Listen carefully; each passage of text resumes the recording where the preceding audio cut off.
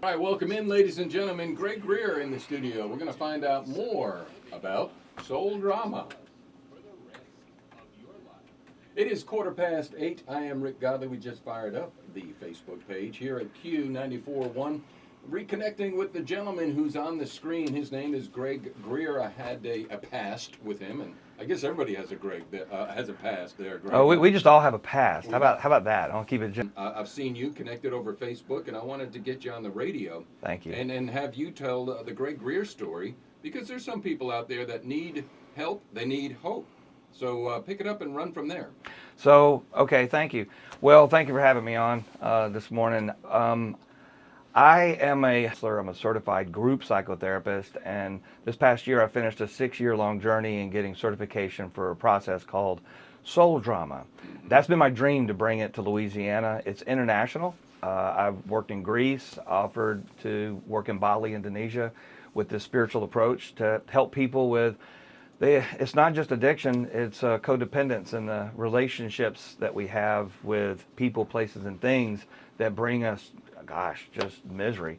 So myself, story-wise, if that's what you're asking, I'm a recovering alcoholic, or some people call it recovered.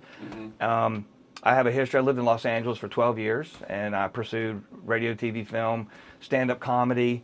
Obviously wasn't that funny. Here I am.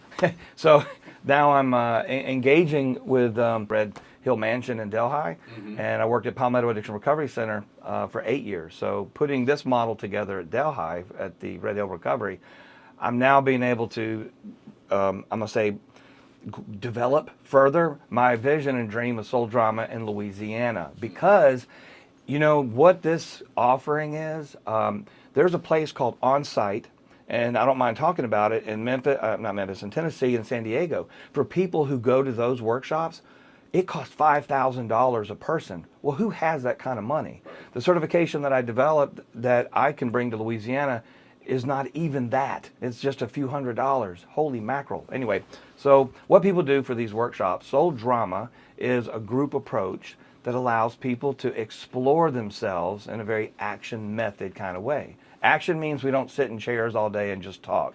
We're going to move around a little bit.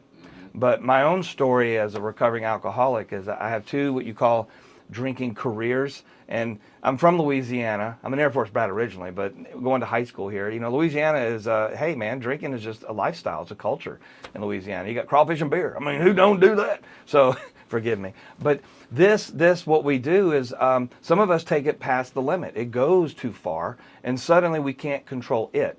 This is not treatment for addiction. Soul drama is a spiritual approach to allow ourselves to find out what our main purpose in life is. Because we become, I'm going to say, attached to a dark place, especially when we get in depression. For me, I'm not here. You're not here. I'm not here. So it's all of these challenges that we experience. How do we walk through it? How do we walk through it? Soul drama gives us a tool. It gives us a journey. And that, I can't state more so, is I find to be amazingly effective. Well, how about this scenario? Somebody who's listening, you know, the inner voice, the tugging at the shoulder, like, you know what, maybe you need to get some help somewhere, someplace, somehow. They should pay attention to that voice, but at the same time, the other voice, and these cartoons that we grew up with, Greg, with the angel on one shoulder, the devil on the other shoulder, you got the voices going, but you don't have to do that. Talk to them, because obviously there is help, there is hope. Oh, absolutely. You know, the persons who walk through this, a lot of people come through very apprehensive with it. And where is the hope? Because we find that connection that we lost. A lot of people want to know, like, what is love? So they come in and they seek love. My definition of love was defined at an earlier part in life. And a lot of people have fantasies about what they think love is.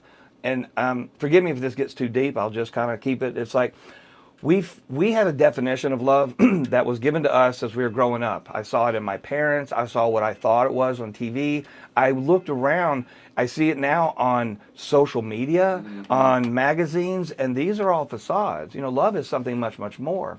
In soul drama, we look at what is codependence. Now, first of all, codependence is not a diagnosis. Codependence is, hey, guess what? We all have it. Congratulations. It is something that we grew up seeking validation from something else. So my definition of love, or let's call it codependence, it is an absence of a relationship with yourself. And so we find growing up that what makes me feel okay with me is if I make more money, oh good, then I'll be loved. You know what? If I'm popular, then I'll be loved. You know what? Let me clean the house for everybody, then I'll be loved. So you see where I'm going with this. I'm seeking everything outside of myself besides seeking what's in. And inside is where this beautiful place is. In spirituality, God and whatever your perception of a higher power is inside of you. So that absence of a relationship with yourself disconnects us from what gives us our meaning and purpose in life. Soul drama helps us connect with that, with how we have been distracted from the attachments and the relationships of people, places, and things. Did that answer your question, or was that just a long-winded? It got there. No. It got there. So how long have you been free of your second alcoholic career? Thank you. 2010, February 4th, which I'm coming up. I'll have 13 years sober at that time. You know, it's kind of funny. I'm in radio right this moment. I was doing news on radio in 2004, and I started writing plays for Mystery Dinner Theater. And I got back, and I was like, you know what? Hey, I'm back. And so I felt like, you know what, I can drink again. And it was okay, because I was going to grad school, and my grades 4.0 GPA, and going to LSU, and I was like, why not? And that did not work out very well. Greg Greer, our guest here, and we're streamed up here. By the way, Soul Drama, it's a workshop coming up on February 17th to the 19th. Information is up on the screen. You can go to his Facebook page, Greg Greer, Voices of Hope. Voices of Recovery. Yeah. I'm the voice of hope. You're the voice of recovery. I'm a voice. I'm trying to get them on your train. Thank you.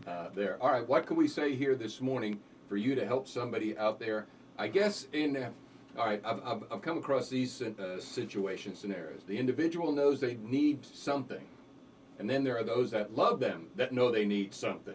And those two are totally different things. Well, those individuals that know those people need something, I always refer them to something called, and gosh, we're on radio.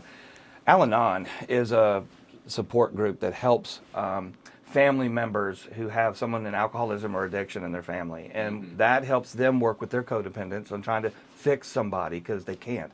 But we can help direct them.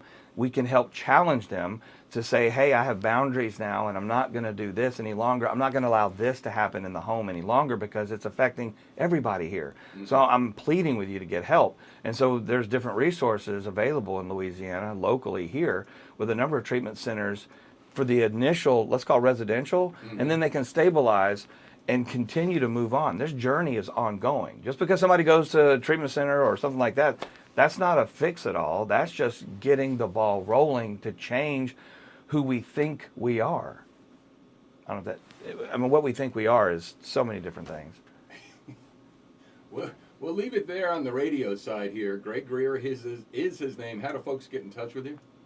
Oh, well, you can go to voicesofrecovery.org.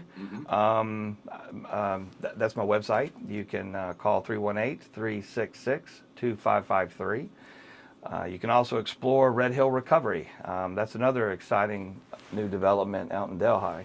And that's 318-402-0000. All right, so what I'm going to do, not so coincidentally, because I'm in radio, we got Billy Swan, I Can Help. How perfect is that as a segue? Cheesy, but I like it. Cheesy, yes.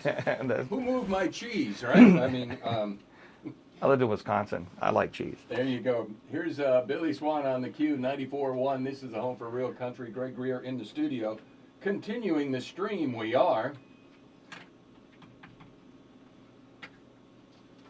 All right. Thank you, man. You're welcome. So we're still streaming live, and Greg Greer, our guest. Let me just see if anybody's typing in any questions, because I have that option here as well. Better turn that down. Facebook will kill that. No. Anything else that we could say here, Greg, for you, for them, for reference? Well, soul drama, you know, a lot of things that create, I'm going to call it conflict, are the attachments we have. And let's take out attachments, because a lot of people are like, what is that attachment stuff? You know, it's the relationships I have with certain people. It's the relationships I have with my job. It's a relationship I have with anything that causes me stress. Right. So as far as people who suffered, it's poor stress management and a lack of gratitude that contributes to a lot of people circling down into this rabbit hole of depression, misery, and other. And most people do not seek change until it's painful enough. When they seek enough pain, when enough pain has hit them, they may do something different. And that's mostly what motivates people to do something different, is when it hurts enough. You know, that are domestic violence. I worked with domestic violence for a number of years. And, you know, just like, say, alcoholics, we have what's called short-term memory loss. It may hurt this time, but once the pain's gone away, it's like, oh, it's okay, it's all right now, so I can do this now. Mm-hmm. So the alcoholic or the addict, they'll say, oh, I was really hungover, and that was really bad, and everybody was angry at me, but right now it feels okay, so I continue to do what I'm doing. Same go with the unhealthy relationships. I was really unhappy with this, but you know what, today seems like a good day, they said nice things, so you know what, I'm going to continue doing this. But the pattern keeps going over and over, and so how bad does it have to be until I seek change? Is it as simple as, quote, break the cycle? And you brought up domestic violence, and I have never done that. I've seen it, though. I've had family members, and sometimes, and I say sometimes, that is a learned behavior because that's where he or she saw their parents being violent one to another, and they learned that, so therefore they thought that's what I should do. And when somebody says, you don't have to do that, it hits them and like, what? Oh, really? No, you don't. So sometimes it's as simple as that.